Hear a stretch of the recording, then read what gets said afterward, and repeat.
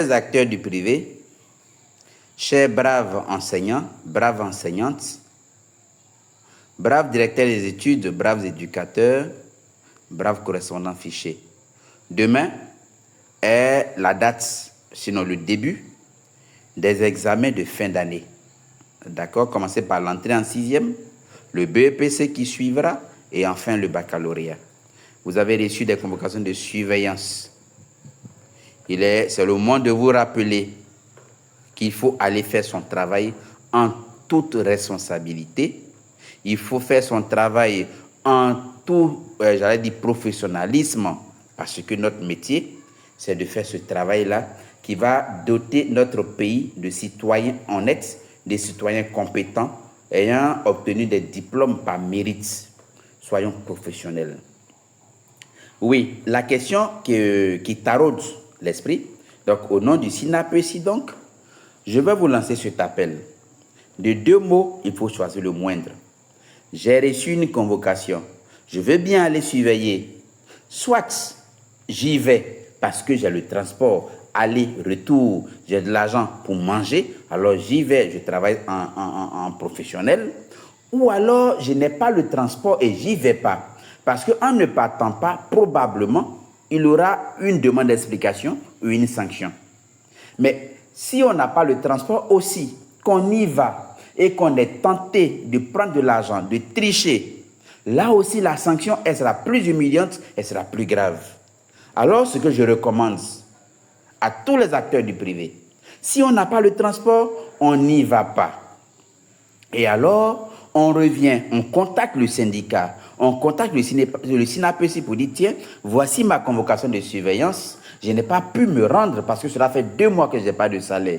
Je n'ai pas de transport, je n'ai pas l'argent pour manger à midi, mais je n'ai pas pu me rendre. Et en ce moment, le SINAPESI prend acte. Et qu'à la fin des examens, si vous recevez une convocation de la DREN, sinon de la DRENAET ou alors de l'inspection, en tout cas de toute, hiérarchie que ce soit, pour venir demander pourquoi vous n'êtes pas allé aux surveillances, alors nous pourrons vous accompagner pour être témoins que aller dans une surveillance, il faut le minimum de transport, il faut le minimum être tranquille dans la tête pour dire que je suis dans une salle, mon loyer est réglé, mon argent de popote est réglé, mais on ne peut pas être surveillant dans une salle pendant qu'on doit 2 mois de loyer, pendant qu'on n'a pas payé ses popotes, pendant qu'on n'a pas pu soigner son enfant, pendant qu'on n'a pas pu, pendant qu'on n'est pas couvert socialement. Donc de 2 mots, il faut choisir le moindre. Et nous vous recommandons, nous vous conseillons le mal de ne pas aller aux examens, même si on a reçu une convocation, parce que nous sommes dans l'incapacité d'assurer le transport vu que nous avons 2 mois ou 3 mois ou 1 mois d'arriéré de salaire. Et c'est le moment de féliciter les uns et les autres pour leur entreprise, pour leur prise de responsabilité, parce que nous sommes sortis du faux confort. Le faux confort qui nous maintenait, parce que le faux confort, là, c'est une situation dans laquelle une personne se sent en sécurité ou à l'aise en apparence. On nous appelle monsieur, on dit, bon, les enfants nous respectent. Et là, nous pensons que c'est une situation d'aisance. Mais en fait, c'est un faux confort. Et nous n'avions pas su, au point où on refusait toute lutte. Quand la lutte vient vers nous, on dit non, on n'est pas concerné, on est à l'aise. Mais laissez-moi vous dire, le carburant a augmenté, le coût de la vie, les loyers, tout a augmenté. Aujourd'hui, la maison 3 pièces, c'est pas moins de 180 000.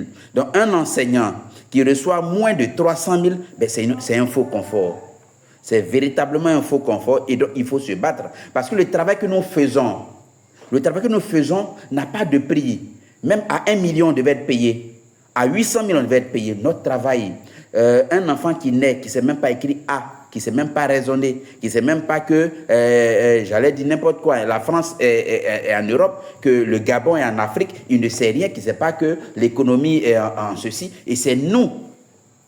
Quelqu'un qui ne sait même pas se trouve le foie, qui va faire une opération chirurgicale, mais c'est nous l'artisan, c'est nous qui construisons la société. Et pour cela, la société ne peut pas nous payer. Mais à défaut de nous payer, refusons d'être esclavagisés, refusons d'être humiliés de façon régulière. Donc ce syndrome de Stockholm, attention, le faux confort dans lequel nous sommes, où on est tenté de dire « Ah, ça ne me concerne pas, moi mon école me paye bien », te paye bien là, c'est combien ?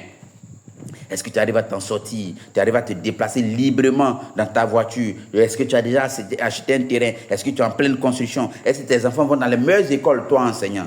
Donc ce faux confort, par la grâce de Dieu, tout le monde est en train d'en sortir. Chacun est en train de prendre ses responsabilités. Il est aussi important de vous féliciter pour le fait qu'on sorte progressivement du syndrome de Stockholm. Le syndrome de Stockholm est un phénomène psychologique dans lequel une victime développe de la sympathie, de l'attachement, voire de l'affection envers son agresseur ou son ravisseur. Il n'est pas plus mal, il n'est pas plus, il n'est pas une grande souffrance que la souffrance psychologique. Le fait d'avoir 2 mois de loyer à payer, d'avoir des arriérés à payer, le fait de ne pas pouvoir scolariser ses enfants, le fait de ne pas donner correctement l'argent de pouvoir à son épouse, le fait de ne pas avoir de couverture sociale, ce sont des stress, ce sont des mots que nous vivons au quotidien. Et ces mots-là, nos employeurs directs qui sont les fondateurs, sont en quelque sorte la porte par laquelle ces mots entrent et viennent vers nous. Mais par le passé, on avait cet amour-là pour le fondateur, au point où on n'osait même pas lever la voix. Oui, mais je souffre, mais c'est bon, ça va aller. Mais parce qu'on aime tellement le fondateur.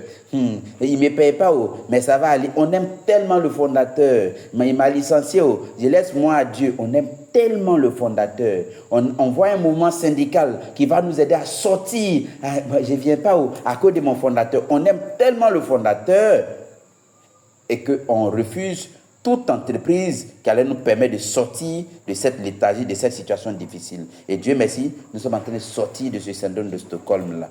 Dieu merci, grand Dieu, merci. Et il est temps. Nous osons croire que le nouveau ministre de l'Éducation nationale, parce que nous avons son palmarès, voilà, nous avons un bon témoignage sur lui. Nous osons croire que ce monsieur, ce respectable monsieur, va mettre fin à la souffrance de l'enseignement privé et va enfin appliquer les lois du fouet, les lois du Paul Akoto Yao sur une école ivoirienne de qualité. Merci, merci.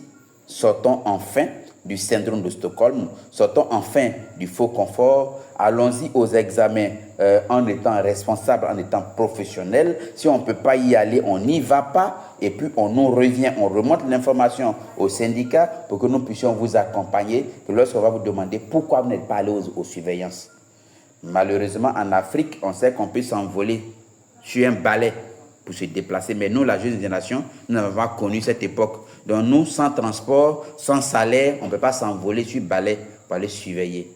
Voilà. Donc, bonne chance à tous les candidats de Côte d'Ivoire. Bonne chance à tous nos élèves, à tous nos apprenants et que le mérite soit récompensé. Merci.